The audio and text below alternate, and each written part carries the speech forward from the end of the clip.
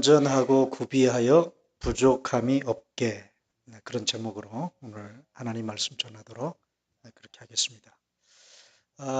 이제 오늘부터 시작해서 앞으로 매주 신약에 있는 야고보서 서신서 중에 하나인 이 야고보서를 설교하려고 합니다.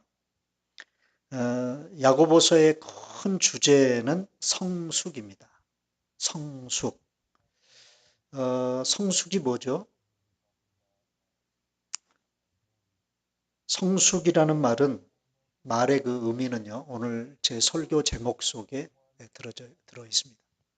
오늘 본문 4절에 보면 이런 말씀이 나와요. 인내를 온전히 이루라. 이는 너희로 온전하고 구비하여 조금도 부족함이 없게 하려 함이라. 여기 세 가지 단어가 나오는데 온전하다, 구비한다, 부족함이 없다 라는 이 세 가지 단어 속에 성숙이라고 하는, 이 성숙이라고 하는 단어의 의미가 담겨져 있습니다. 온전하다라는 말은 장성한, 장성함, 숙달됨 그런 의미를 가지고 있습니다. 그리고 구비하며라는 그 말 속에는 흠이 없는, 그리고 결점이 없는 상태를 말합니다. 그리고 마지막 부족함이 없는 이라는 의미는요, 어떤 목표에 도달했다, 그리고 승리했다라는 그런 의미를 가지고 있는 단어가 부족함이 없다라는 그런 의미예요. 그러니까 성숙이라는 말은 한마디로 말하면 장성한 거예요. 어린아이의 태를 벗어버리고 이제는 어른스럽게 행동하고 말하고 하는 것. 그게 성숙입니다. 그리고 자기의 결점과 자기의 약점을 하나씩 줄여가는 거예요. 그게 성숙이에요. 어떤 사람들을 보면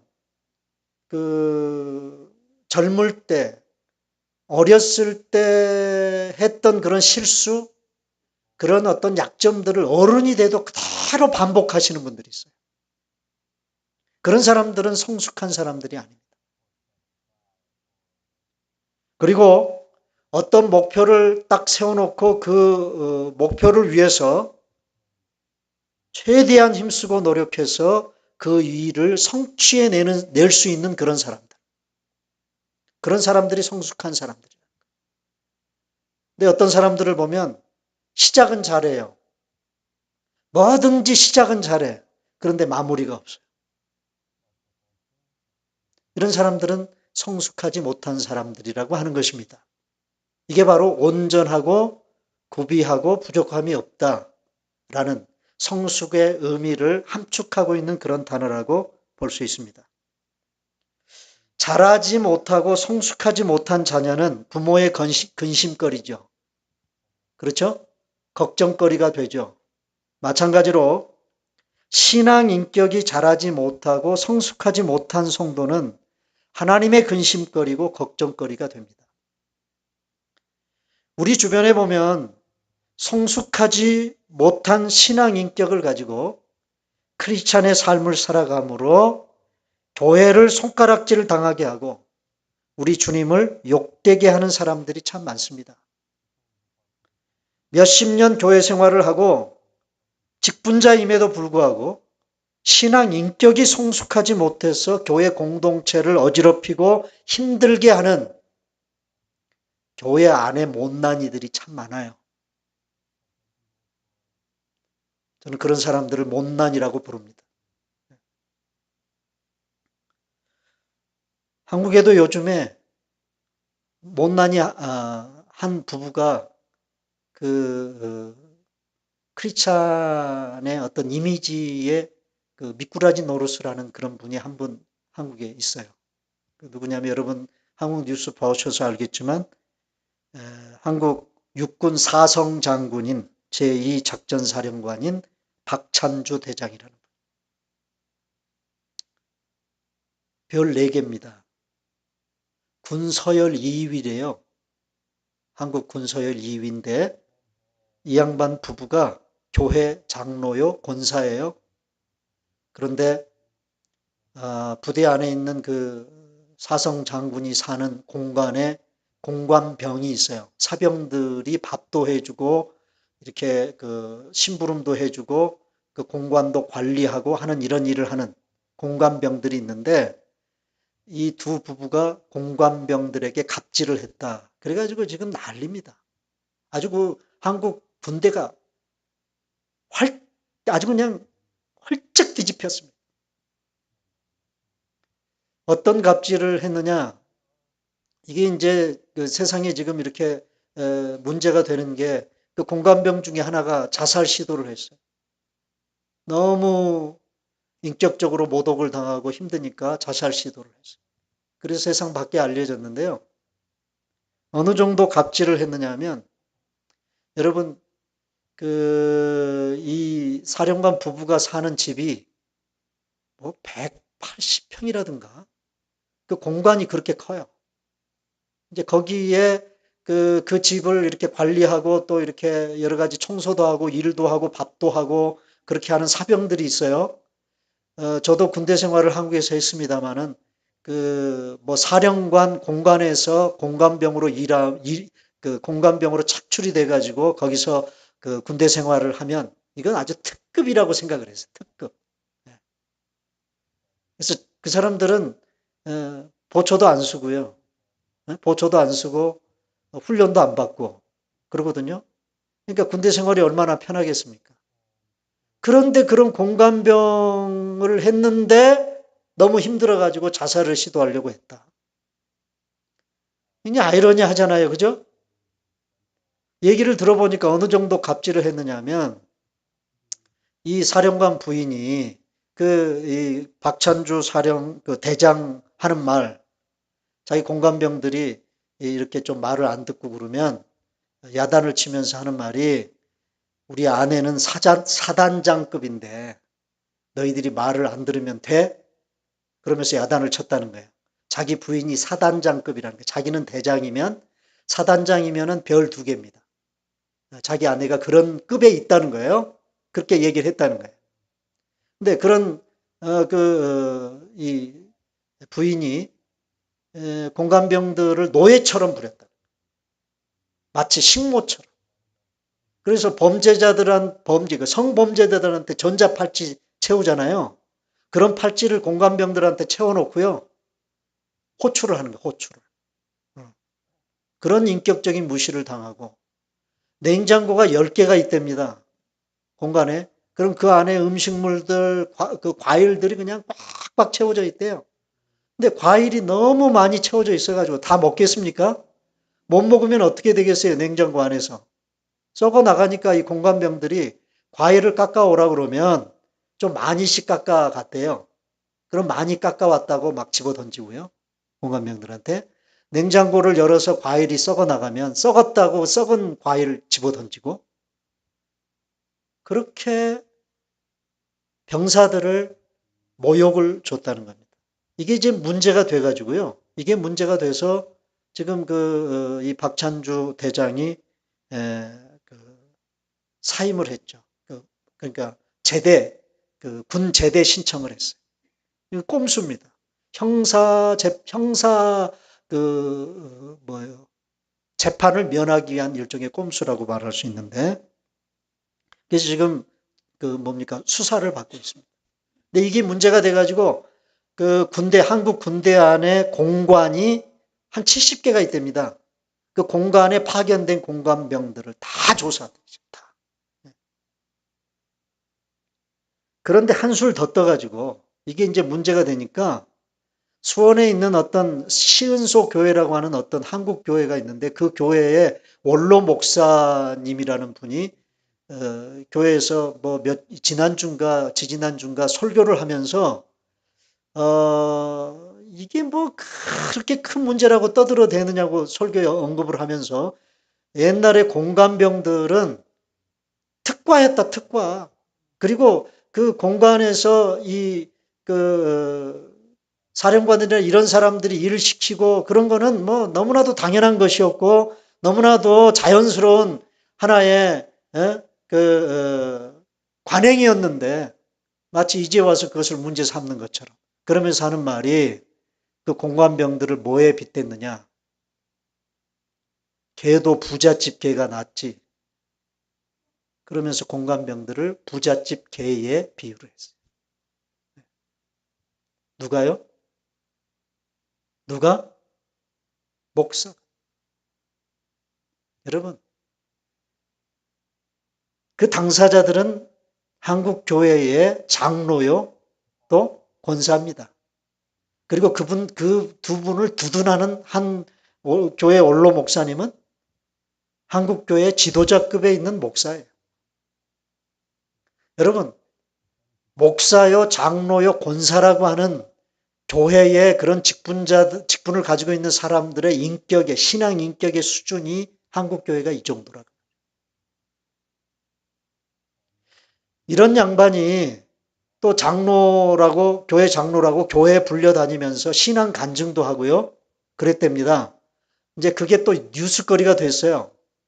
뭐냐면, 하는 말이, 앞으로 10년 안에 자기가 하는 그 군 선교를 위한 방식대로 선교를 하면 우리 한국 군대가 60만인데 30만 명이 넘는 군인들이 다 예수 믿게 할 수 있다. 그러면서 하는 말이 뭐냐? 불교에서 절에 오라고 군인들한테 초코파이 1개 주면 교회는 2개씩 줘서라도 뺏어와야 된다. 초코파이 2개 줘가지고 교회 오게 해야 된다고 하는 것이 그 양반의 군선교 전략이었어요. 여러분,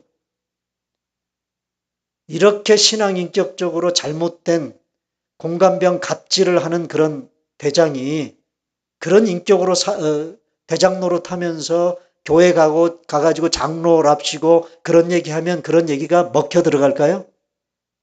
먹혀 들어가겠습니까? 오히려 그런 간증 집회를 한 그런 것이 동영상이 돼가지고요. 지금 인터넷에 막 퍼져나가고 있다고 말이죠. 여러분, 이게 지금 도대체가 말이죠.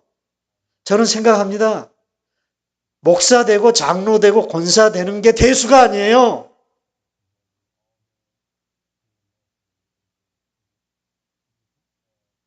그 사람이 어떤 사람인가가 중요한 거죠.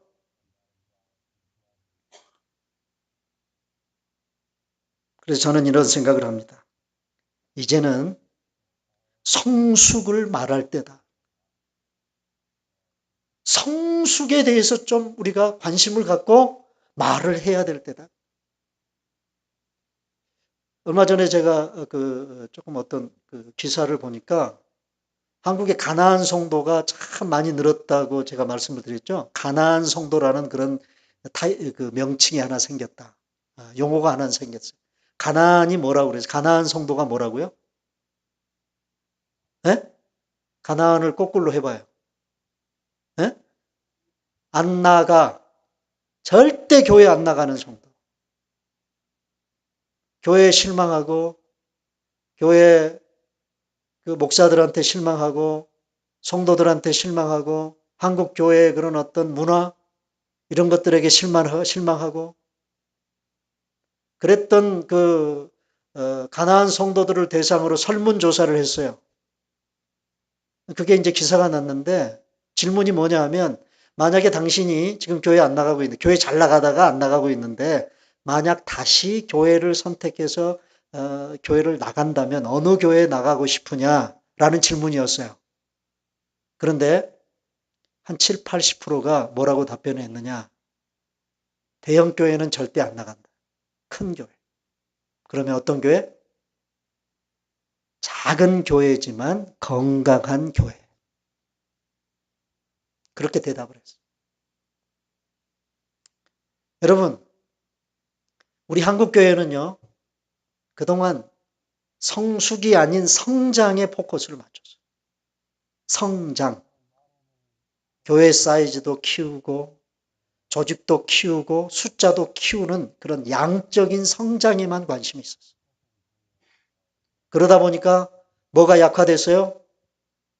성숙에 대해서는 별로 관심이 없었어. 이제는 뭐를 말할 때다?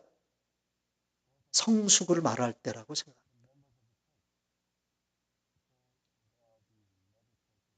신앙 인격적으로 여러분 성숙하고 있습니까?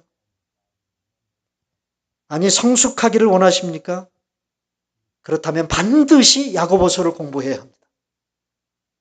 그런 면에서요, 야고보서는요, 되게 좀 부담스러운 그런 책 중에 하나예요. 왜? 나의 성숙하지 못한 부분들을 건드리기 때문에 그렇습니다. 아플 수 있습니다. 그럼에도 불구하고 귀를 기울여야 합니다. 왜요? 왜? 내가 자라야 하니까. 내 신앙이 자라야 되고 내가 성숙해야 하니까. 성숙하지 않으면 아직도 어린아이니까.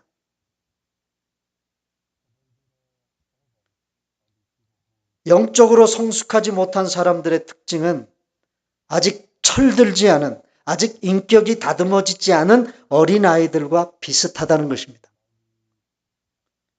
고린도전서 3장 1절을 보니까 다 같이 한번 읽어보겠습니다. 시작. 형제들아 내가 신령한 자들을 대함과 같이 너희에게 말할 수 없어서 육신에 속한 자, 곧 그리스도 안에서 어린아이들을 대함과 같이 하노라. 사도 바울 선생님이 고린도 교인들을 향해서 하는 말이에요. 내가 너희들을 대할 때 장성한 사람처럼 대할 수가 없다. 여기 신령한 자라는 말은 신앙 인격적으로 장성한 사람을 말하는 겁니다. 그런데 육신에 속한 자처럼 대할 수밖에 없다. 여기 육신에 속한 자들이 누구냐?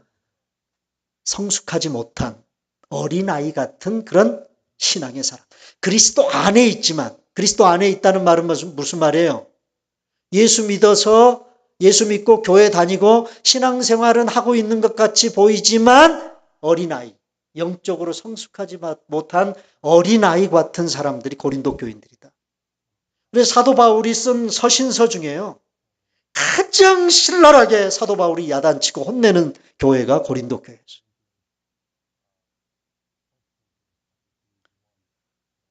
성숙하지 못한 사람들을 보면 인격적으로 어린 아이들의 부정적인 특성들을 가지고 있다는 것을 우리가 알 수 있습니다. 야고보서를 본격적으로 강해하기 앞서서 다음 주부터 오늘은 야고보서의 큰 그림 속에서 성숙에 대한 몇 가지 주제들을 짚어보면서 야고보서 맛보기. 네? 뭐요? 야고보서 맛보기. 이게 전라도 사투리는 야고보서 맛배기. 맛배기를 시도해 보려고 합니다. 제가 옛날에 시골에서 살 때요. 살 때, 그때는 먹을 게 별로 없으니까 이 달달한 것을 먹기가 참 힘들어요. 근데 유일하게 달달한 것 조금 먹을 수 있는 게 동네에 엿장수가 들어오는 거예요. 엿장수가. 엿장수가 손에 뭘 하죠? 가위질을 하지 않습니까? 가위질을 하면서요. 엿장수가 리어가에 엿판을 호박엿 엿판을 이렇게 실어가지고 거기다 밀가루 뿌려가지고 들어옵니다. 그러면 동네 아이들이 막 몰리죠. 어? 그 엿판 주위로 몰려요. 그러면 그 엿장수 아저씨가 맛배기를 줍니다. 맛배기. 엿 맛배기. 끝에 조금씩 떼가지고 그걸 애들한테 하나씩 줘요. 그럼 그거 맛보고요. 집에 가가지고 떨어진 고무신자, 그리고 또 뭐 집안 뒷곁에 버려진 그 유리 조각들, 그리고 조그만 함석, 또 이렇게 그 새또막 이런 거 구석구석 다 뒤져가지고 그거 찾아와서 뭐 해요?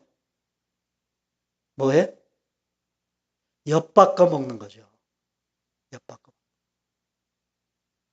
근데 그 엿장수 아저씨들이 아이들 꼬시려고 하는 일이 뭐야? 맛배기를 준다. 저도 이제 야고보서를 다음 주부터 이제 본격적으로 강의를 하는데 몇 주 동안 하게 될지 저도 잘 모르겠습니다. 몇 주 동안 하게 될지 모르겠는데 오늘 맛배기입니다.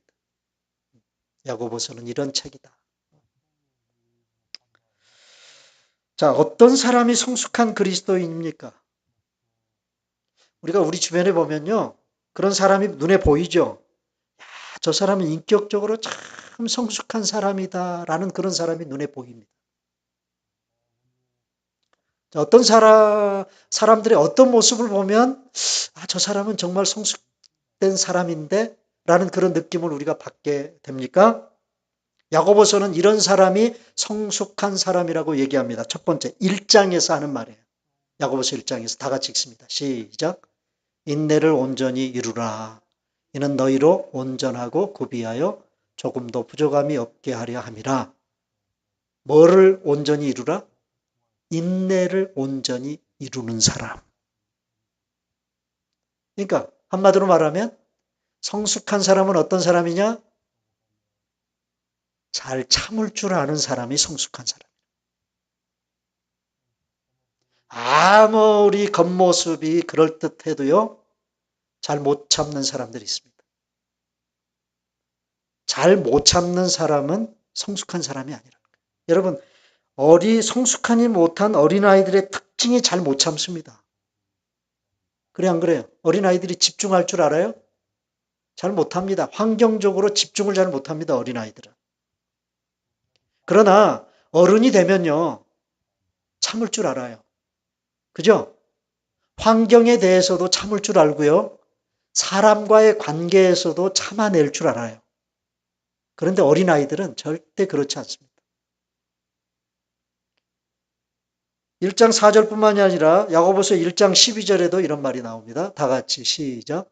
시험을 참는 자는 복이 있나니. 자, 시험을 참는 자. 여기서 말하는 시험은 어려움입니다. 힘들고 어려운 일이 찾아올 때 그것을 잘 참아낼 줄 아는 사람이 성숙한 사람. 힘들다고 도망치고 힘들다고 때려치고 그러지 않는다는 거예요. 또 1장 19절 20절입니다. 다 같이 시작. 내 사랑하는 형제들아 너희가 알지니 사람마다 듣기는 속히 하고 말하기는 더디하며 성내기도 더디하라. 사람이 성내는 것이 하나님의 의를 이루지 못함이라. 19절에 성내기를 뭐하라? 더디해라. 어떤 사람이 화를 잘 냅니까? 어떤 사람이 화를 쉽게 내죠? 잘 못 참는 사람들이 그러잖아요. 여러분, 어떤 사람이 성숙한 사람입니까? 잘 참을 줄 아는 사람. 환경에 대하여, 자기가 처해 있는 상황에 대하여, 그리고 자기가 관계해야 될 사람들에 대하여 잘 참아낼 줄 아는 사람. 그런 사람이 성숙한 사람이라는 거예요. 이게 야고보서가 어떤 사람이 성숙한 사람이냐를 측정하는 바로미터로 제시하는 게 바로 인내라는 단어입니다. 인내. 그 다음에 두 번째, 2장에서 제시하는 성숙한 사람은 어떤 사람이냐면 말과 행동이 일치하는 사람이라고 말합니다. 말과 행동이 다르면요, 신뢰가 안 가죠. 말 따로 행동 따로 노는 사람들을 보면 참 대하기가 힘듭니다. 다음에 또 대하고 싶지 않습니다. 관계를 갖고 싶지 않은 사람이 말과 행동이 일치하지 않는 사람입니다. 저 사람은 저렇게 말해놓고 나중에는 딴 소리 할 사람이야. 이런 생각을 가져버리게 되지 않습니까? 근데 어린아이들이 그렇죠. 어린아이들이 성숙하지 못한 어린아이들의 또 다른 특징 중에 하나가 뭐냐면 언행일치가 어린아이들은 힘들다는 겁니다. 자신의 한 말에 책임을 지지 않습니다. 자신의 행동에 책임을 지지 않습니다. 자, 야고보서 9장 27절입니다. 2장 17절 다 같이 시작. 이와 같이 행함이 없는 믿음은 그 자체가 죽은 것이니라. 26절에도 다 같이 시작. 영혼 없는 몸이 죽은 것 같이 행함이 없는 믿음은 죽은 것이다. 여러분, 믿는 것과 자기가 그 믿는 대로 행하는 것과의 관계를 얘기하고 있는 거예요. 자, 나는 이렇게 믿는다고 핏대를 올리면서 얘기를 하면서도 실제적인 행동은 그렇게 믿는 것처럼 행동하지 않는다면 이건 언행일치 또는 신행일치, 그렇게 믿는 바와 그렇게 행동하고 그렇게 살아가는 게 일치되지 않는, 예? 오늘날 그리스도인들이 말과 행함이 일치되지 못함으로 비난받는 일이 참 많습니다. 소리만 요란하고 진정한 행함이 없는 삶은 어린아이와 같이 성숙하지 못했기 때문이라고 말할 수 있습니다. 그 다음에 세 번째로 3장에서는 또 어떤 사람이 성숙한 사람이라고 얘기를 하느냐면 말에 실수가 없는 사람이 성숙한 사람이라고 얘기를 합니다. 자, 3장 2절입니다. 다 같이 시작. 우리가 다 실수가 많으니 만일 말에 실수가 없는 자라면 곧 온전한 사람이라. 자, 여기 온전한 사람이라라는 말이 성숙한 사람이라. 말에 실수가 없는 사람. 여러분, 어린아이들은 말에 대한 절제가 없죠. 그래 안 그래요? 어린아이들은 말에 대한 절제가 없습니다. 혀를 절제를 못합니다. 이것이 성숙하지 못한 사람의 대표적인 특징입니다. 우리 가운데에도 혀를 조심하지 못함으로 성도의 교제를 분열시키는 경우가 종종 있습니다. 여러분, 아주 어릴 때는요, 그 어린아이들이 하는 말이 좀 절제가 안 된 말이어도 귀여워요. 그렇죠? 그런데 제 나이쯤 돼가지고 말을 함부로 하고 절제된 말을 절대되지 않은 그런 말을 함부로 내뱉으면요, 사람들이 귀엽게 볼까요? 귀엽게 봐요? 우리 하늘이가 한강도사님한테 야, 너 그래요. 어떤 때는. 하늘이가. 그러면 막 웃어요. 우리가 옆에서. 굉장히 귀엽게 봅니다. 근데 우리 승진이가 저한테요. 저한테 아빠인데 저한테 야, 너 그러면 귀여워요? 귀여워? 절대 귀엽지 않죠. 여러분, 저는 늘 제 마음속에 가지고 있는 이 말에 대한 어떤 개인적인 부담. 그런 것 중에 하나가 뭐냐면요. 야, 좀 말 좀 잘하고 살았으면 좋겠다. 뭐 잘하고 살았으면 좋겠다? 그래서 저도 제 자신을 가만히 보면요. 우리 집안에서도 그렇고, 우리 고마리 사모와의 그 어떤 그 관계에서도 그렇고, 내 주변에 있는 사람들과 관계에 있어서 보면, 다 그 관계가 행복하지 못하게 이렇게 삐걱대고 삐뚤어지는 원인이 말이에요, 말. 말 한마디. 다른 거 없어요. 여러분, 이 말이라는 건 참 미묘해서요. 똑같은 말을 해도 뉘앙스에 따라서, 그 말의 톤에 따라서, 그 말을 어떤 자리에서 하느냐에 따라서 듣는 사람의 감정이 달라져 버려요. 그래 안 그래요? 이야, 참 미묘한 게 말입니다. 그러니 여러분요, 이 말하는 기술만큼 어려운 기술이 없어요. 그래서 아마도 야고보서 기자가 말에 실수가 없는 사람이 성숙한 사람이라고 그랬을까요? 여러분, 말하는 훈련을 좀 하셔야 됩니다. 말 한마디 한마디를 하더라도 어떤 사람은요, 그 사람과 대화를 나누고 나면요, 다시는 그 사람과 말 섞기 싫은 사람이 있어요. 다음에 절대로 안 만난다, 이 사람은. 그런데요, 어떤 사람은요, 말을 하면 참 편해요. 대화를 하면 참 편하고, 저 사람이 나에게 하는 말 때문에 내가 굉장히 나의 자존감이 올라가는 것 같아.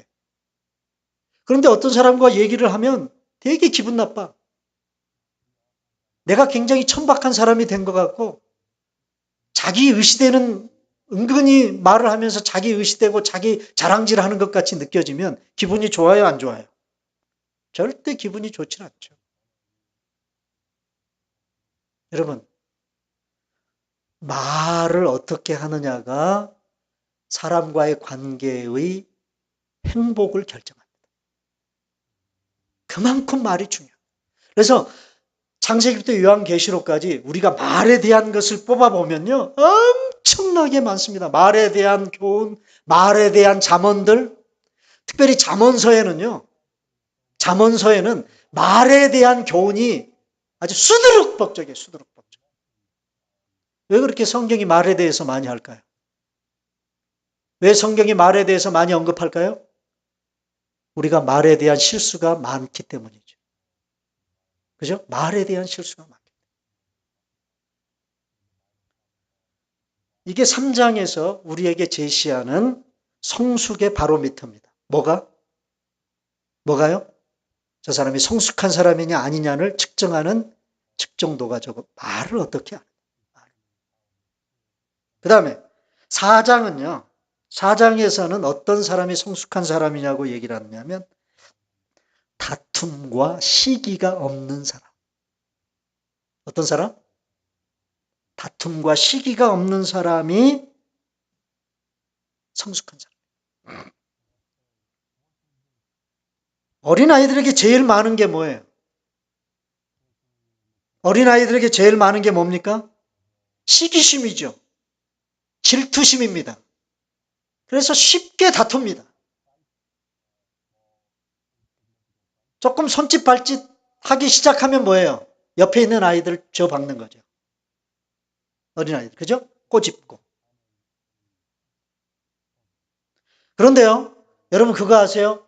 오늘 저와 여러분들 속에 여러분들은 아니라고 말할지 모르지만 싸움의 본능이 내 안에 자리 잡고 있는 거 여러분 아십니까? 그거 아세요? 어거스틴이 자기가 쓴 그 고백록에서 그런 하나님 앞에 회개 기도를 드렸어요. 자기가 태어나서 엄마의 젖꼭지를 물고 젖을 빨면서 엄마의 젖꼭지를 깨물었던 것을 회개하는 글이 고백록에 나옵니다. 그래서 엄마를 아프게 했다. 여러분, 아이들이 이빨이 자라기 시작하면 엄마 그 젖꼭지를 깨물잖아요. 그죠? 그걸 어거스틴은 뭐로 얘기를 하느냐? 그게 바로 싸움의 본능이라는 거예요. 예? 싸움의 본능. 자, 보세요. 4장 1절입니다. 다 같이 시작. 너희 중에 싸움이 어디로부터, 다툼이 어디로부터 나느냐? 너희 지체 중에 싸우는 정욕으로부터 나는 것이 아니냐? 여기 싸우는 정욕이라는 말이 싸움의 본능이라는 말이에요.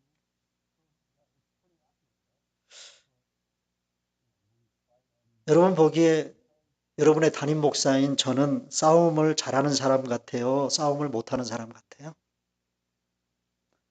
대답 잘하셔야 돼요.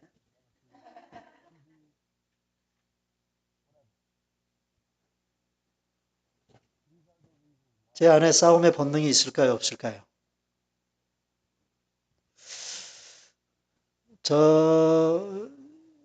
제가 저는 이제 겉으로는 싸움을 참 싫어하는 사람 중에 한 사람.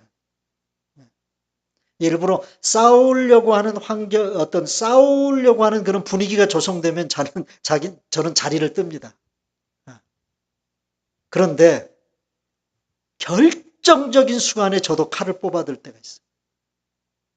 그러면서 제 자신에 대해서 깜짝깜짝 놀랄 때가 있죠. 아, 내 안에도 뭐가 있다? 싸움의 본능이 있구나. 자, 그런데요, 4장 2절에 보면, 우리가 싸우고 다투는 것이 이 싸움의 정욕 때문인데, 근데 왜 싸우게 되느냐 하면, 자, 4장 2절 다 같이 시작. 너희는 욕심을 내어도 얻지 못하여 살인하며, 시기하여도 능히 취하지 못함으로 다투고 싸우는도다. 너희가 얻지 못함은 구하지 아니하기 때문이다. 자, 뭐를 얻고 싶고, 어떤 소원이 있고, 뭘 성취하고 싶으면 하나님께 기도해야 될 텐데, 기도 안 하고 뭐 한다는 거예요? 욕심을 부린다는 거예요, 욕심을. 욕심을 가지고 하는 짓거리가 사람 죽이는 거예요. 예? 사람 죽이는 거. 그리고 시기하는 거, 시기. 그래서 욕심을 내어서 얻지 못하니까 사람을 죽이고 시기해도 능히 취하지 못하니까 싸우고 다툰다. 우리가 사람들과 싸우고 다투는 이유가 다 욕심 때문이에요. 욕심. 탐욕 때문이고 욕심 때문이다.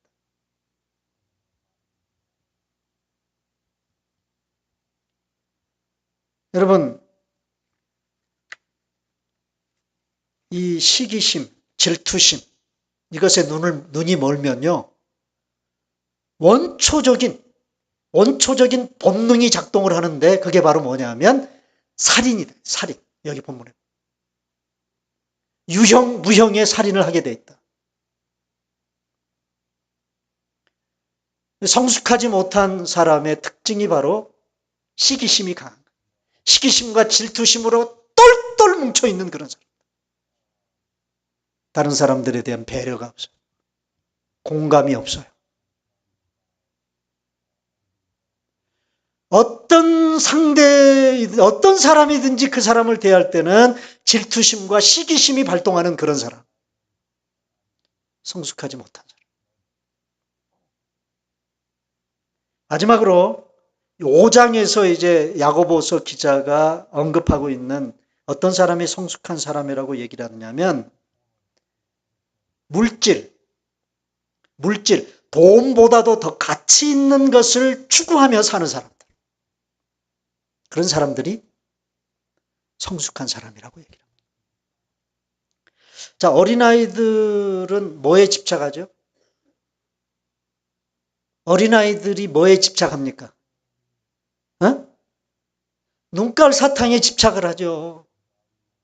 먹는 거에 집착하지 않습니까? 먹는 거. 장난감, 이런 것에 집착하죠. 자기 손아귀에 쥘 수 있는 것에 어린아이들이 집착합니다. 저도 어렸을 때요,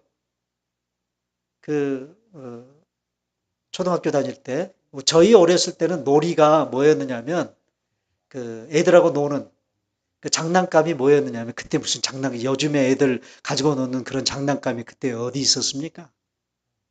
구슬, 딱지, 이런 게 최고로 고급진 장난감이었어요. 이제 집에서 학교 갔다 오면, 구슬치기 하러 애들하고 밖으로 나가죠. 그러면요, 이 호주머니에 구슬이 빵빵하게 들어있는 상태로 나가면요, 어깨에 힘이 들어가요. 딱지 같은 것도 그냥 빵빵하게 호주머니에 들어있어야 힘이 들어요. 그게 여러분 어린아이. 그게. 물질적이라는 말입니다. 여러분 5장에는요. 5장 1절부터 5절까지를 보면 5장에는 부자들, 돈 많아. 여기서 말하는 부자는, 제가 말하는 부자는요. 모든 부자들에 대해서 얘기하는 게 아니에요. 그럼 어떤 부자들을 얘기할까요? 돈이 최고의 가치다라고만 생각하는 부자들을 말하는 거예요. 돈이면 다 할 수 있다고 생각하고 살아가는 부자들을 말하는 거예요. 여러분, 부자들이 다 그렇지는 않지 않습니까? 부자여도 돈보다도 더 가치 있는 가치를 추구하는 정말 영적인 부자들이 있어요. 얼마 전에도 뉴스에 제가 보면서 타이타닉호가 가라앉을 때, 타이타닉호가 가라앉을 때 그때 타이타닉호에 침몰할 때 죽었던 사람 중에 메이시스 백화점 창업주 부부가 죽었어요. 그걸 이제서 알았는데 그때 부인이 창업주가 자기 부인을 이제 타이타닉호가 가라앉을 때 선장이 어린아이들과 여자들을 먼저 구명보트에 태워라. 그러니까 남자들은 계속 기다리고 있어야 되죠. 어린아이들이 다 구명보트로 탈출을 할 때까지. 근데요, 이 메이시스 이 창업주 이 남편이 자기 부인한테 당신 먼저 가라고. 그러니까 이 부인이 절대 당신을 남겨놓고 갈 수 없다. 갈 수 없다. 그래서 부인하고 남편이 그 타이타닉 호와 함께 같이 가라. 그런 부부들이 엄청나게 많았다는 겁니다. 절대로 가족들과 떨어질 수가 없다. 그래서 어떤 남편은요, 자기 부인을 머리통을 휘어 갈겨가지고 기절시켜가지고 볶음면버터에다 태워서 가게.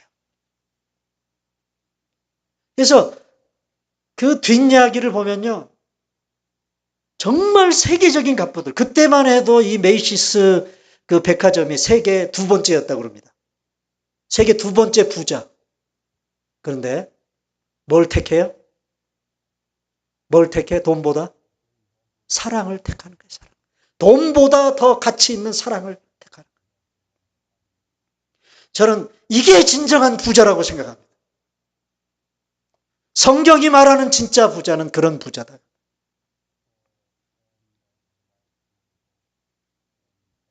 물질만을 인생의 전부로 하는 사람들은 성숙하지 못한 사람들의 특색입니다. 자, 보세요.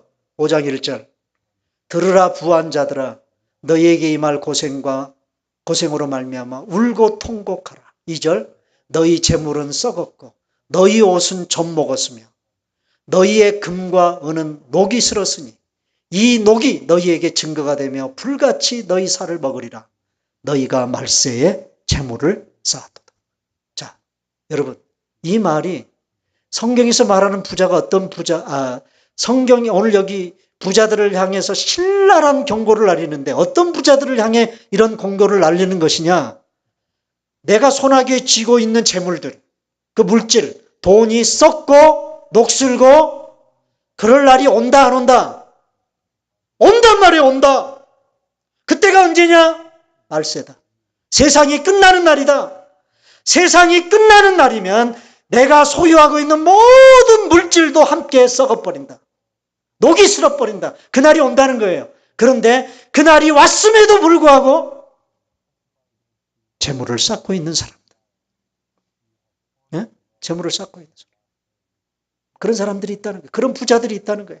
근데 이런 부자들이 그런 재물을 어떻게 모으느냐? 어떤 방법으로 모으느냐? 그 재물을 모으는 방법을 5장 4절에 얘기합니다. 다 같이 시작. 보라 너희 밭에서 추수한 품꾼에게 주지 아니한 삭시 소리 지르며 그 추수한 자의 우는 소리가 만군의 주의 귀에 들렸도다. 어떻게 부를 축적해요? 어떻게? 품삯을 주지 않아요. 부려먹은 일꾼들의 품삯을 주지 않아서 그것으로 부를 축적하는 그런 부자들이 있다. 5절. 보십시오. 5장 5절입니다. 너희가 땅에서 사치하고 방종하여 살육의 날에, 여기 앞에 말세를 살육의 날로 바꿔서 얘기를 했어요. 그날은 심판의 날이에요. 하나님의 나라보다, 천국보다, 하나님보다 돈이 더 가치가 있다고 생각하며 사는 사람들은 살육의 날에 참여하게 될 것이다. 그래서 땅에서 사치하고 방종하고.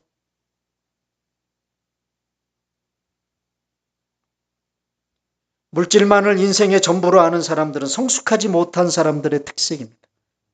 돈이 최고고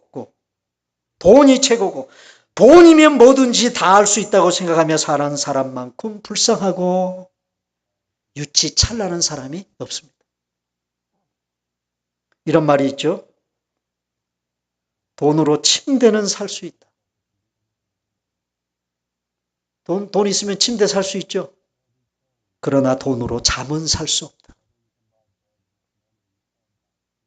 돈으로 음식은 살 수 있지만 돈으로 식욕은 사지 못합니다. 돈으로 집은 살 수 있을지 모르지만 돈으로 참다운 행복한 가정은 살 수 없어요. 돈으로 약은 살 수 있지만 돈으로 건강은 살 수 없습니다. 돈으로 사치를 살 수는 있지만 돈으로 문화는 살 수 없다. 돈으로 쾌락은 살 수 있을지 모르지만 돈으로 행복은 살 수 없습니다. 돈으로 금 십자가는 살 수 있을지 모르지만 그러나 돈으로 그 십자가에 못 박혀 죽으시고 부활하신 예수 그리스도는 살 수 없다는 거예요.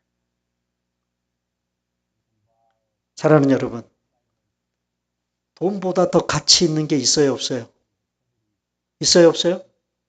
있어요. 돈으로도 안 되는 게 있어요, 없어요? 있어요. 그걸 알고 살아야 된다. 그걸 알고. 그걸 알고 그걸 느끼고 사는 사람이 성숙한 사람이라는 것입니다. 사랑하는 여러분, 이제까지 간략한 야고보서 맛보기를 여러분들에게 보여드렸습니다. 자, 이제부터 다음 주부터 본격적으로 크리스찬의 성숙을 말하는 이 야고보서를 묵상하며 무엇이 성숙한 그리스도인인지 그리고 그리스도인의 삶인지를 배우고 알아가는 그런 시간을 갖도록 하겠습니다. 그래서 여러분, 오늘 우리 교회가 추구해야 될 목표 중에 하나는 오늘 여기 우리 교회 복도에도 선교는 우리의 사명입니다. 그렇게 표시를 해놨는데 여러분, 교회가 가지고 있어야 될 비전 중에 정말 우리가 소외시키고 있는 비전이 뭐냐 하면 성숙에 대한 비전. 교회 성장에 대한 비전은 있는데 교회 성숙에 대한 비전을 우리가 품어야 된다고 저는 믿습니다. 작지만 건강한 교회의 비전. 또 여러분 개인 한 사람 한 사람 여러분들이 품어야 될 비전 중에 정말 놓치지 말아야 될 비전이 뭐냐? 나 개인 한 사람의 신앙 인격의 성숙에 대한 비전. 그 비전을 여러분 품고 이 야고보서를 공부하는 동안 그 비전을 가슴에 품고 살아가신 여러분 되시기를 주님의 이름으로 축원합니다.